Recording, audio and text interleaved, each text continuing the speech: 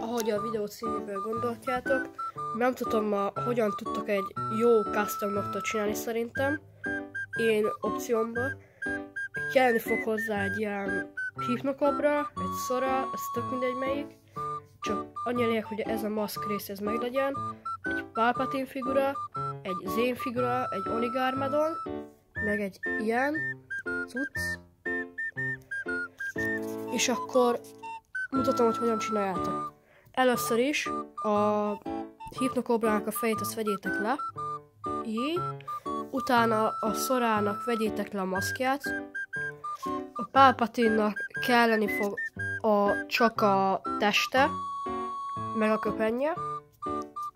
A Zane-nek csak a keze fog kelleni. És most kell kicserélni a Palpatine-nak és a Zane kezét kicserélni. Ha ezzel meg vagytok, akkor vegyétek le a Garmadonnak igazából mindenét, a válvédője fog kelleni meg a lába, és minden igaz, minden megvan. Lábat azt így összerakjátok, egy normális figuránál, utána a köpeny, válvédő, köpeny, maszk, és rá a fej, és rá ez a cucc. Most jövök rá, hogy rosszul mondtam, először a köpeny kell, és utána a válvédő, vagy ezt mondtam? Nem tudom, a lényeg, hogy így kell fix. És ha jól csináltátok, ennek így kell kinéznie, jól lenne, hogy a kamera fókuszálna. Köszönöm. Így kéne kinéznie.